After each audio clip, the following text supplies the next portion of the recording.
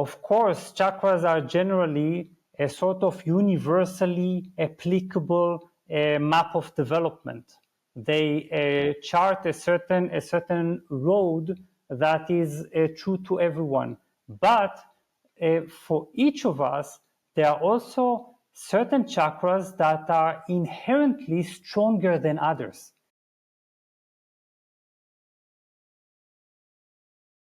Welcome back to another episode of the Peak Performance Life podcast. Today, I am very excited to have a special guest with us we have never talked about this topic before, and I love these kind of conversations. The author that we have with us today is Shai Tubali. He's an international speaker, author, and spiritual teacher. He is one of Europe's leading authorities in the field of chakras and the subtle body, and has published 12 books, including 7-Day Chakras, Lewin's Complete Book of Meditation. He also serves as an academic researcher at the University of Leeds and has developed several meditation-based therapeutic methods. So Shai, thank you so much for joining us here today. I'm so delighted to be here with you today, and I'm eager to start our conversation.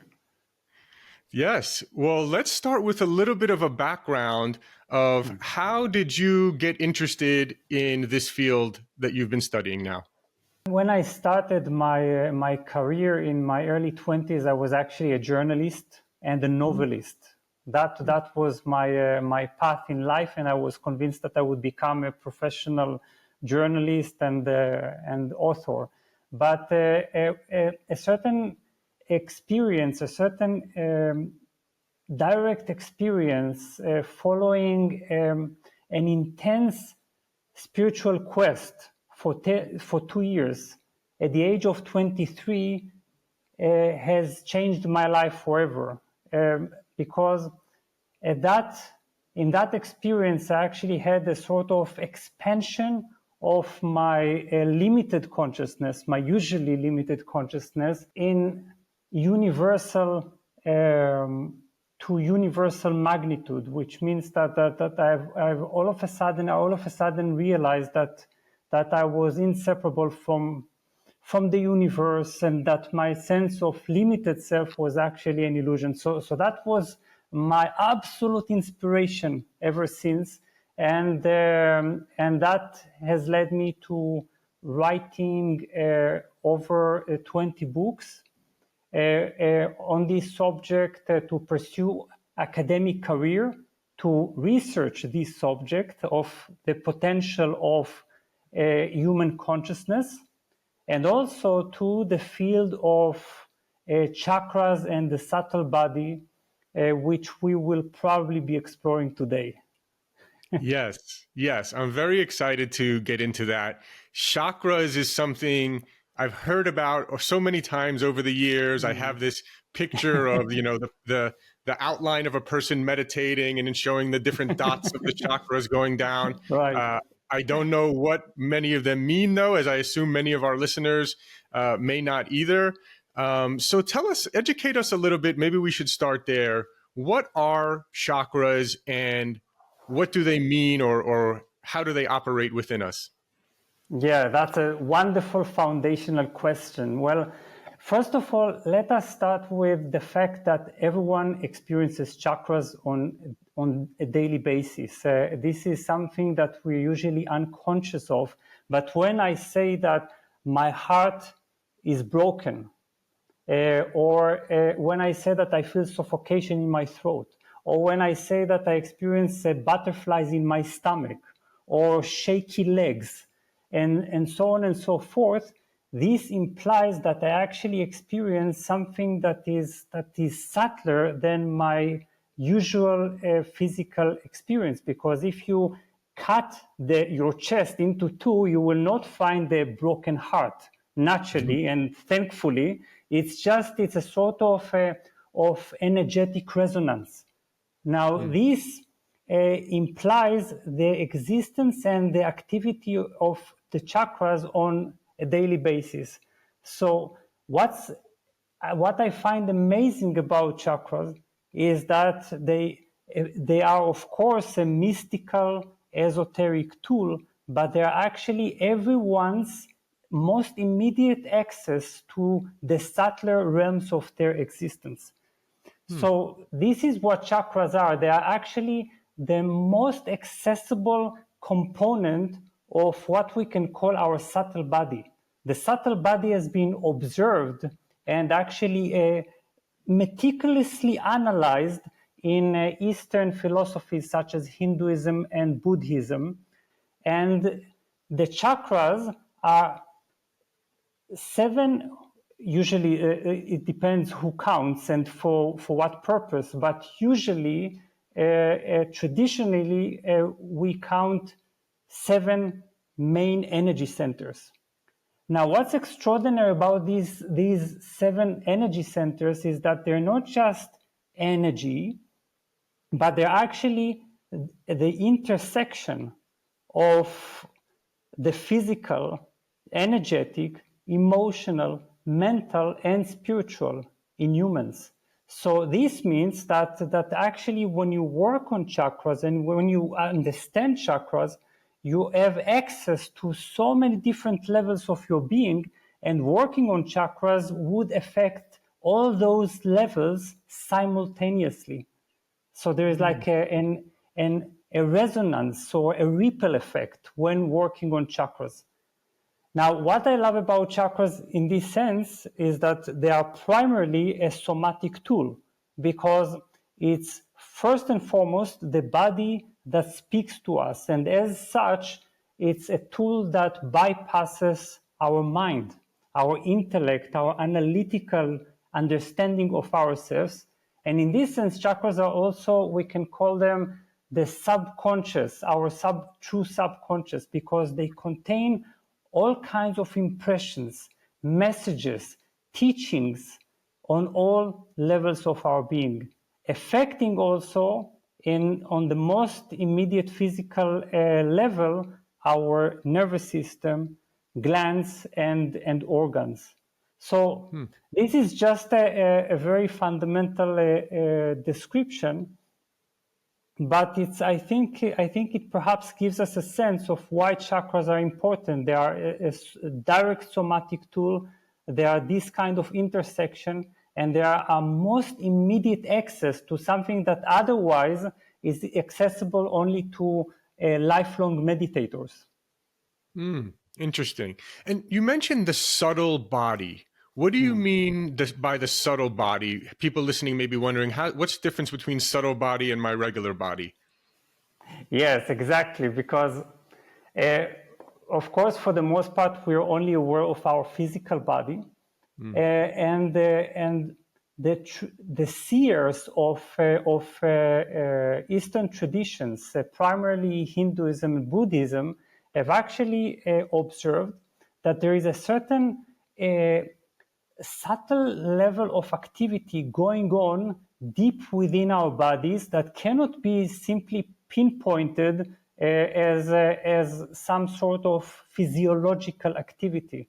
Now, this could be perhaps, I don't want to sound too morbid, but perhaps I will give a simpler example. When we look at a butterfly, and the butterfly is fully alive, and this aliveness, this kind of energy is driving, this kind of life force is driving the butterfly to be able to experience all this joy of aliveness. But then at a certain point, we might see that very same butterfly lying dead on the ground. Now, there is, of course, the physical butterfly, the body itself, but the body is not that aliveness, which means that there is a certain life force going on. The Chinese called it qi, and the Hindu and the Buddhists, they call it prana. So this life force is actually conducted through something that parallels our physical nervous system, and that is an enormous network of nerve-like columns or tubes that well, they say that they've counted 72,000 of of these columns. I have never counted them, but there is a sort of enormous branching from one central nerve-like column, and that is the very same nerve-like column around which the 7 chakras are intertwined.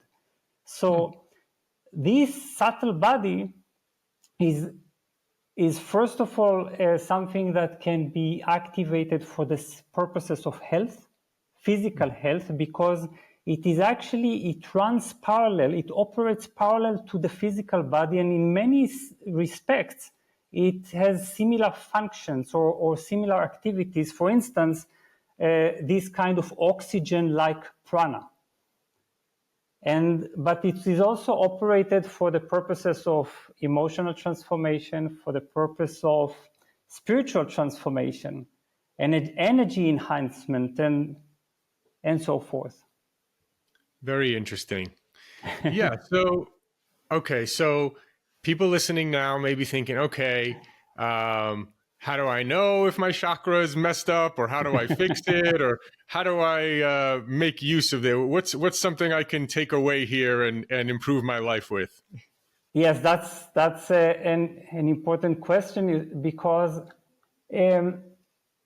when you look at YouTube and you look for what is called the chakra balancing or chakra healing or chakra activation, you find out numerous videos containing all sorts of musical pieces that are supposed to affect your chakras.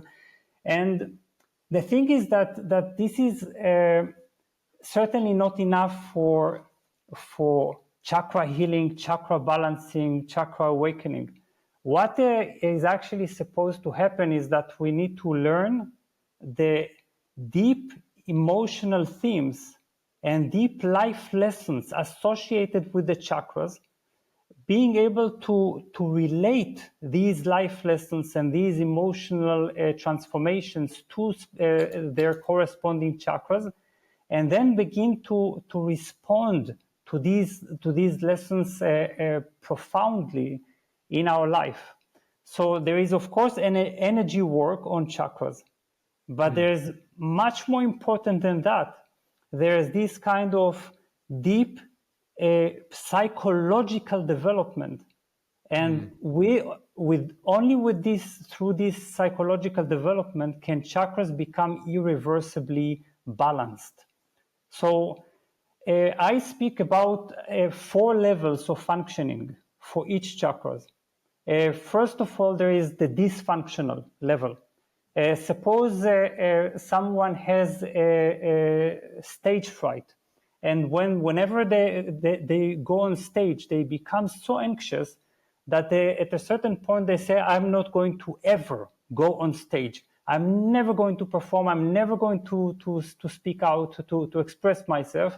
That is a dysfunctional state. This means that our emotional state, our psychological patterns, they are so overwhelming that we're unable to actually function in life. Then there is the second level, which is functional. Functional is what most people operate on. It's this level where people are able to function in life, are able to engage in all kinds of activities, trials, challenges related to the specific chakra, but inside them, deep inside them, they experience emotional turmoil.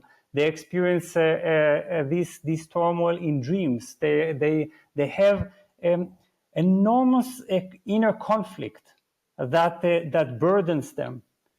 And then the great leap in chakra development is the movement from functional to balanced. The movement from functional to balanced implies that at a certain point you have mastered this life lesson. You have been able to reach this kind of deep stillness inside, which means that this kind of life challenge no longer triggers you so strongly. It doesn't mean that you will never ever experience any kind of emotional turbulence, but only temporarily and briefly, nothing that is deep-seated.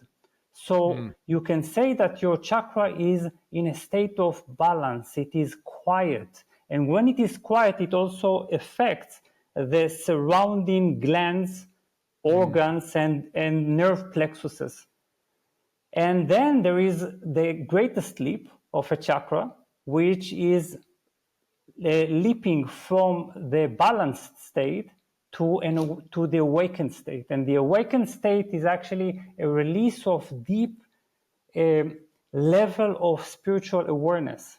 And each chakra, actually all 7 chakras together, they compose what can be termed spiritual enlightenment. It's when we experience our deepest spiritual potential fully realized.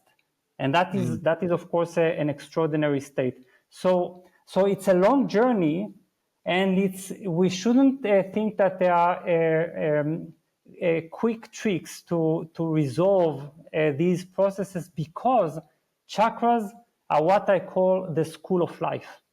So when we graduate from chakras, we have graduated also from the school of life as a whole, which means that we have understood deeply and experienced what life has to convey to us as human beings, with all our complexity and our depth of experience and insight. So the 3-minute chakra balancing video on YouTube isn't going to change my life, probably. No, just temporarily. It can give you a sort of a glimpse into this kind of state, and then it whets your appetite. Yeah, actually, if it does relax, if I'm in a stressed out state and it does relax me and put me in a better state, that's at least, maybe in some way they are balancing a little bit more than I was before, if it can do that. But yeah, going back to what you were just talking about, we see this, it's very, very common, right? We see that people who are very, unhappy, miserable, angry people, these people seem to get more sickness, more diseases, more things like that, right? And it's very clear, right, whether, whatever you want to call it, but if their chakras are not balanced, in this case, the way we're talking about it, you can see how that has a really bad impact on someone's health, right? What are maybe some of the common things? I know you've worked with people over the years. You've written a lot of books and have transformational programs about chakras. What are some of the biggest mistakes you see people make, and how do you kind of help people to learn more and kind of go up from the functional to the balanced and I guess maybe the higher, the spiritual enlightenment state is maybe a little harder, but let's talk about how do we go from functional to balanced more? Yes, well, first of all, that is a very good point that you're making, because you're saying that there is this kind of mind-body connection, and that and chakras actually are they constitute a major ingredient in this mind-body connection. So it's very important to understand. It just adds the component of energy, our energy body. So it's subtle body, mind-body connection. Mm-hmm. So, well, I would say that first of all, when we experience all kinds of emotions, and when we experience all kinds of challenges, we mainly relate our anger, our emotional experience, to the trigger, which means that we blame the trigger for our emotional experience. We don't realize that actually there are two elements of inner experience that we need to consider. One, the experience serves as a trigger, but it triggers something that already exists deep within us, which means that it's something that needs to be resolved internally. Two, the also the resolution could only come not from resolving, being able to arrange our environment according to our wishes, imposing our will, our vision on reality, making it peaceful. But actually, this peace really, as the cliche says correctly, this peace starts within. So one of the elements that most characterize the process of chakra balancing is what can be termed moving from caused to uncaused, from dependent to independent. So let's give an example, because the root chakra, for instance, is where we hope, when it is unbalanced and when it is only functional, we hope for life to become stable, to become solid. So we try to manipulate reality to adjust or to reflect this kind of constant stability. Nothing ever becomes disrupted in our lives. So we try to freeze the present and project it onto the future and never have any kind of earthquake in our lives. Now, when the root chakra begins its balancing process, we realize, first of all, that this wish for life to be absolutely solid and unchanging is actually an expression of an unbalanced root chakra. And then we begin to realize that we need to develop what can be termed inner stability, which means a kind of rock-like presence that is able to both remain unchanging, steady and still, and flowing with changes, because it no longer resists those changes. So in the root chakra, it's moving from outer stability to inner stability, unconditional stability. And then the sacral chakra is all about moving to unconditional joy, which means that we no longer rely on life to be pleasurable and to be joyful in order to feel that kind of inner bubbling of joy. And then the solar plexus chakra is the movement to unconditional inner power, which means that we no longer feel that we are rocking on the eternal seesaw of life, ups and downs, constantly feeling that certain experiences weaken us, rob us of our sense of power, and certain events empower us, filling us with some sort of sense of empowerment, strength, and confidence. And we could, of course, continue. That applies to all chakras, and it's wonderful to understand that we have this kind of evolutionary potential to reach a state of unconditional or inner stability, inner joy, inner power, inner love, and even becoming a source of all those emotions and experiences, which means that we're going to benefit our environment greatly when we no longer depend on them, but rather become this kind of mini suns, pouring all those states, emotions over our dear ones. Amazing. I really love that. And it really resonates with me as well. Like when people are like, oh, this person makes me feel a certain way, or they make me so upset, or right. Many people triggered by, different people, whether it be political person or whatever, and they're so triggered and right. And that's not, that's the opposite, right? Like of what you were just talking about, of being able to just be, whatever it is, whatever's coming at you, you're calm. And that's really, this has been the biggest thing I've been working on for the past few years is, how do I be less reactive, less triggered? How can I, just whatever happens? And I've started to laugh about a lot of things that would normally I would get very annoyed and angry about.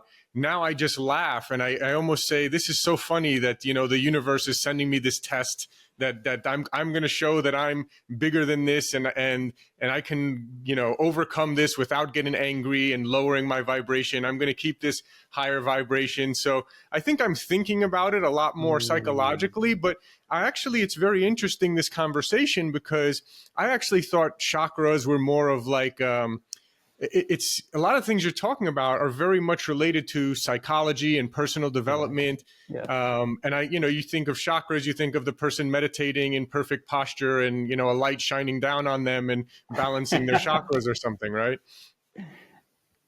Exactly. That's wonderfully said. Yes. First of all, I really appreciate that you've adopted this kind of self-humor, because self-humor is the antidote to this kind of seriousness of reactivity. Because we take things so seriously, not realizing how much our perception of life is distorted by our very own reactivity, because our very own reactivity portrays a certain view of reality that can be completely replaced with another, more helpful one, more constructive one. Now, what I love about what you're saying is that exactly this was exactly my revelation, because you see, I had been initiated into a certain yogic tradition called the Nityananda tradition. It was a 7-year-long initiation, very meticulous and profound. And it was all on the energetic level. So when I came to know chakras, chakras were all about a certain energy centers that need to be activated in meditation to enable, to facilitate this kind of leap to spiritual enlightenment. But then, perhaps because of my Western upbringing and my deep interest in the human psyche and in psychological development, I began to realize that chakras are also able to map our psychological development from the beginning to the end, from complete emotional immaturity to profound emotional maturity. And one of the first indications of emotional maturity is that we begin to take full responsibility for our suffering. And that, of course, doesn't mean that life could never cause us suffering. We know very well that there are certain events in the world, also right now, that are suffering inducing for many, many people. But we need to understand that, generally speaking, we don't need other people and certain external circumstances to induce our suffering, because we are our best imprisoners and we are our best torturers, and we know how to produce suffering through our own stream of thoughts and feelings. Now, this stream of thoughts and feelings is usually treated superficially. We simply encounter certain thoughts and feelings, and we think that this is what we should battle with. This is our nemesis, but this is not so. Our stream of surface feelings, emotions, and thoughts is actually springs from deeper sources. And that's why we need to begin to understand, if we want deep emotional peace and deep quietude in our minds, we have to work on the roots rather on the ever ramifying branches of the tree of suffering, you see? That's right. And this is a part of what I do in my chakra work. I help people through listening to their chakras on a daily basis, intuitively, immediately, to be able to detect the sources of their suffering that make them feel that they depend on their circumstances, while they're actually completely free to handle and resolve their suffering. Interesting. So yeah, how can people? I want to hear my chakras. How do I listen to my chakras?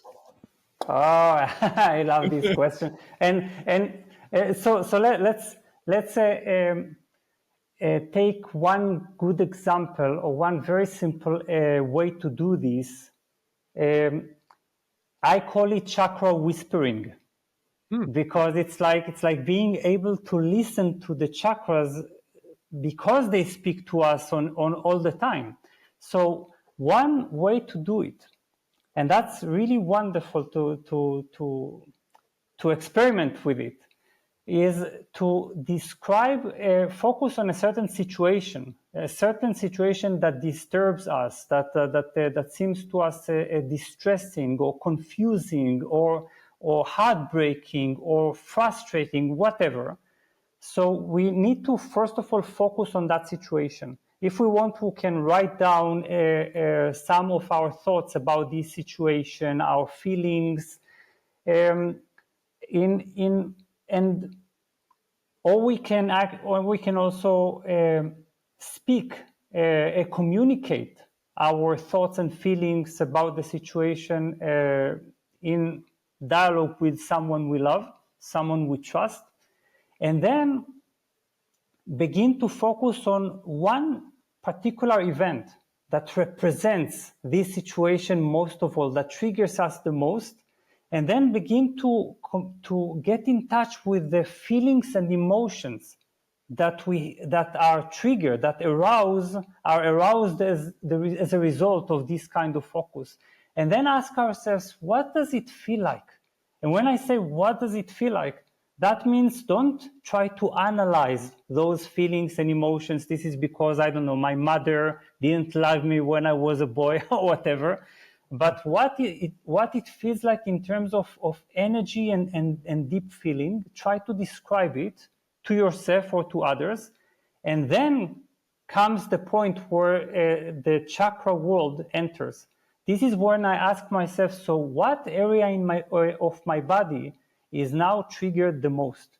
Because as I speak about a certain situation and I try to communicate what it feels like, what kind of emotions it evokes, I will begin to experience a certain area of the body that is particularly triggered. Perhaps this would be my throat, perhaps my heart, perhaps my lower abdomen, perhaps my knees, perhaps my hands or forehead.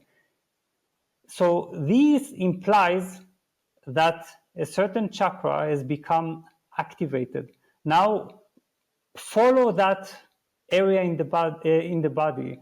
Try to describe what it feels like energetically, and what the energetic message in that area feels like.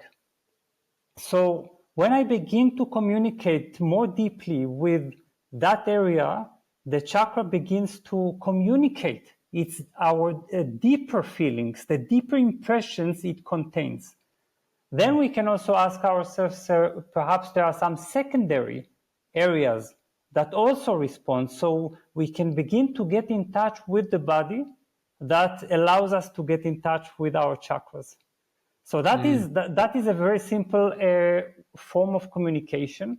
And of course, when we have knowledge of chakras, even a minimal kind of knowledge, we are able to immediately begin to use our intellect to connect the dots, to say, oh, now the reason that I'm feeling that kind of suffocation in the throat is because some emotions were left stuck in my throat chakra and remained unexpressed in that situation.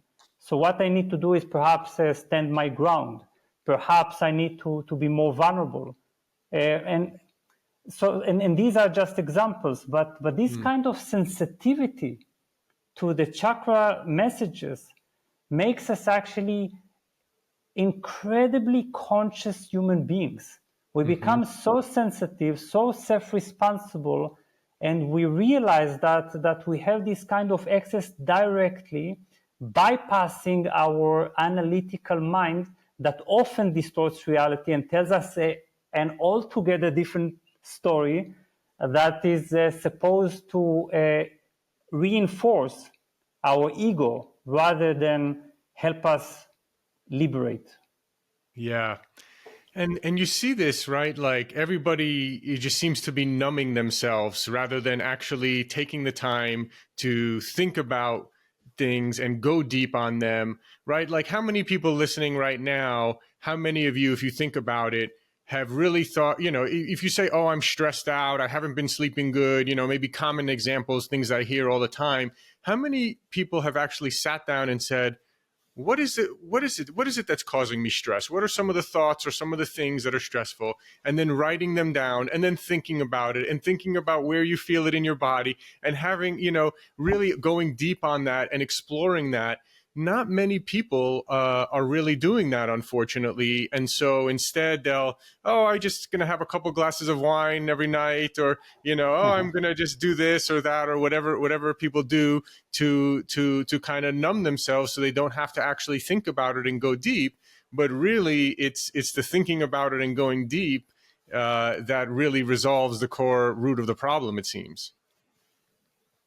Yes, exactly. This is this kind of not believing or not trusting the superficial, the surface level of our emotions and thoughts. Our most immediate thoughts and emotions, they are usually there either to disguise certain deeper themes, or to actually.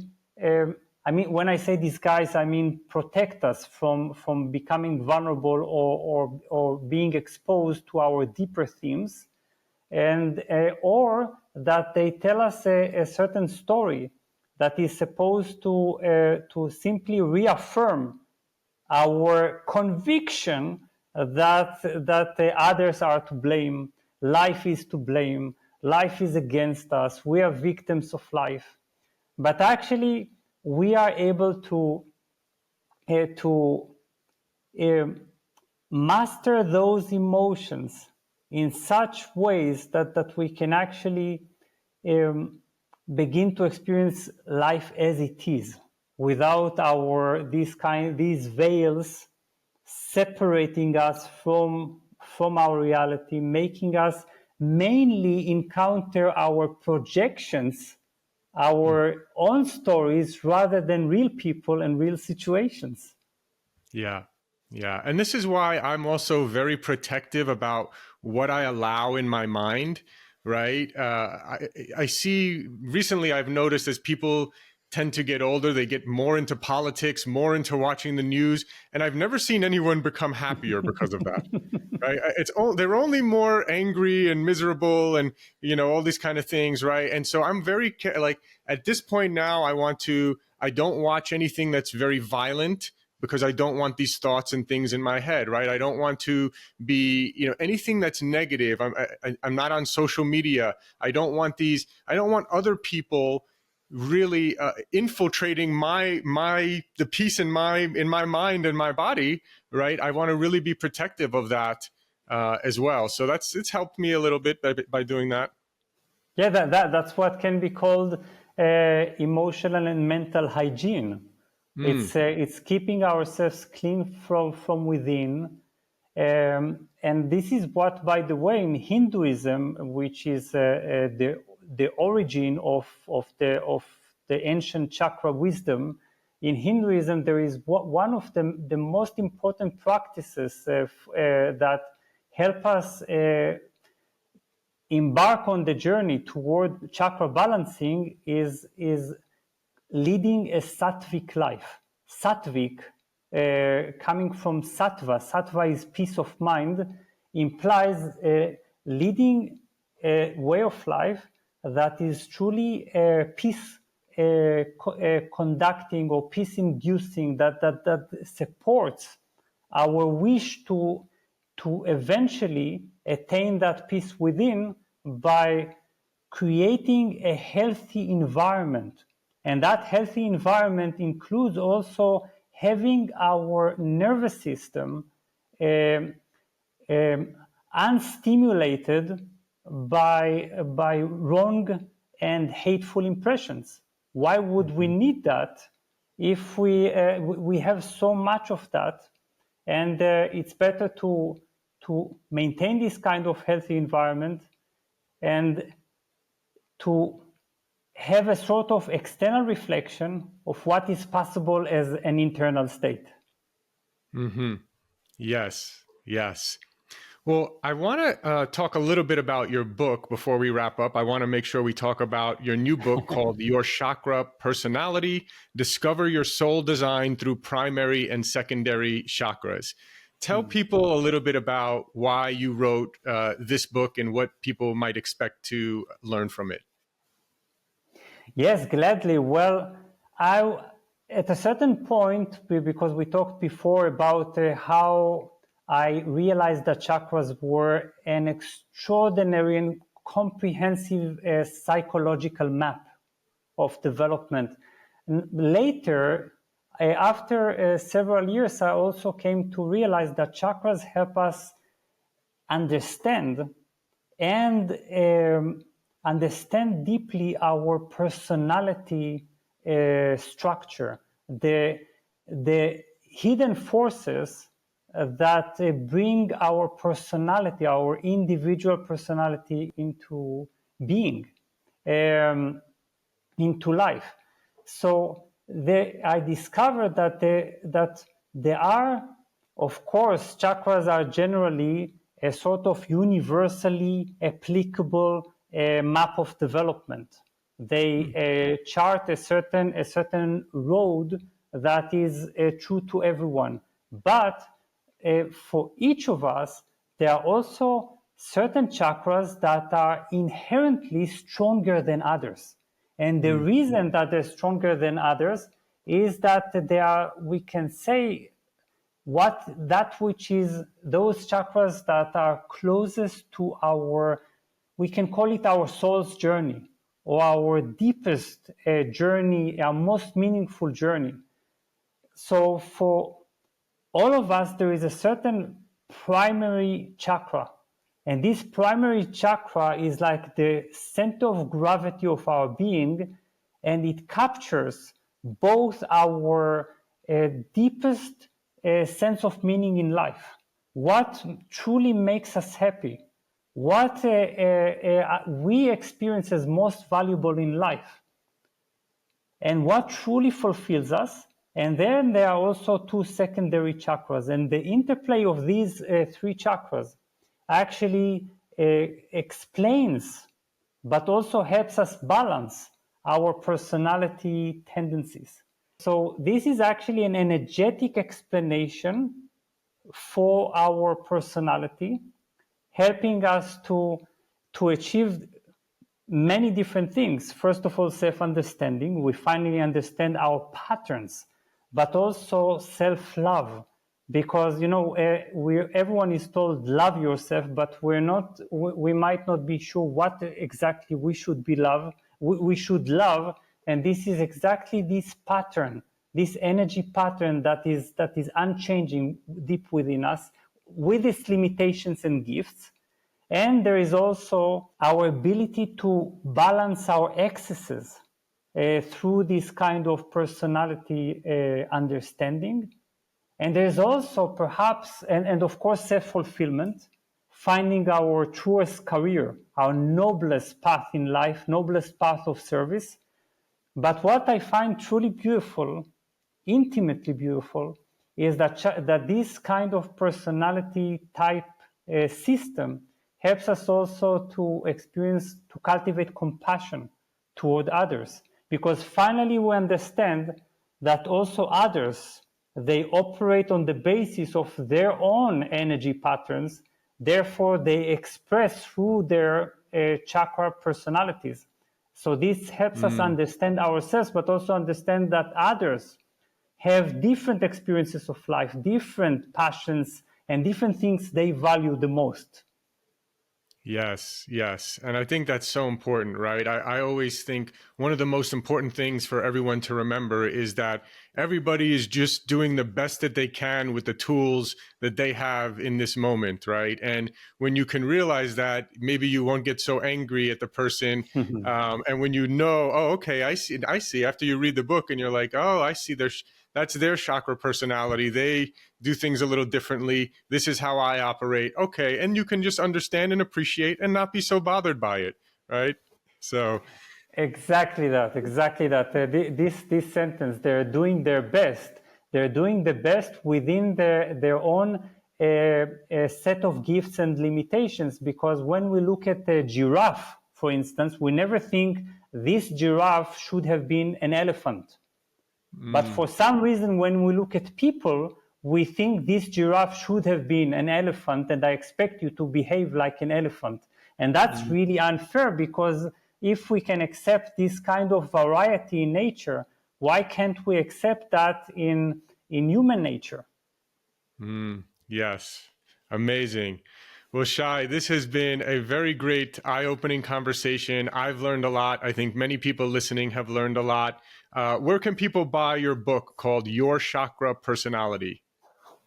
Well, Your Chakra Personality is really, I think, will appear very soon in every bookstore, or in most bookstores. Of course, it's available everywhere online. And if you want to have a little experiment, you're are welcome to Google Chakra Personality Type Test or Quiz, and my test will rank first. So you are most invited to have your chakra personality type revealed to you, at least the primary, and this perhaps will lead you to wish to deepen your understanding in this field. And there's also my upcoming professional training, especially focused on chakra-informed therapy and coaching. So that is going to be a year-length training for anyone interested. If you're coaches, or if you're therapists, if you work with people and you want to have this kind of tool for analyzing people, understanding people's patterns, understanding the deeper sources of their emotions and feelings and issues, that would be the perfect fit. Amazing. Amazing. Shai, thank you so much for joining us here today. I highly recommend everybody pick up your book. If you're a coach or a therapist, check out the training, go take the quiz, see what your chakra personality is. I've learned a lot from you here today, and I hope we can have you again on sometime. Thank you so much. It's been such a delight. Thank you. Thank you. Thanks for listening. If you enjoyed the episode, can you please leave us a rating or review and subscribe? I've realized that while we have actually increased our downloads a lot, we're actually getting a lot of downloads, which I'm really happy about. We actually have very few ratings. And I realized that I've never asked people really to rate much. So I'm asking you now if you could please rate and review and subscribe. And if you enjoyed the episode, please forward it along to anyone that you think will get value out of this. Also, if you haven't checked out our line of products at buypeakperformance.com, you get 20% off your first order. That's www.buypeakperformance.com. We have some incredible products, including our organic high-altitude coffee. If you don't know this, coffee is one of the most heavily sprayed with pesticides out of any crop. So it's really important that you drink organic coffee. We've gone above and beyond to source what we believe is the highest quality and healthiest organic coffee in the world. We're also famous for our organic green superfood powder. You can get 20% off of that as well at buypeakperformance.com. We also have an organic vegan and paleo plant protein. See, most of the vegan proteins out there are using brown rice protein, which is really not a good source of protein, and it's also a grain. And if you're paleo, you know that grains tend to cause inflammation in some cases for some people. And so we wanted to make one that was paleo friendly and vegan and organic. We made an amazing amino acid profile, so it's really one of the best plant proteins for muscle building. So you can check out Peak Performance Organic Plant Protein. You can find that on our website. Of course, all our products are on Amazon as well. So thanks again. And again, please, if you enjoyed the episode, please forward it along to someone who you feel can get value out of it. And please leave us a rating, review, and subscribe. Thank you.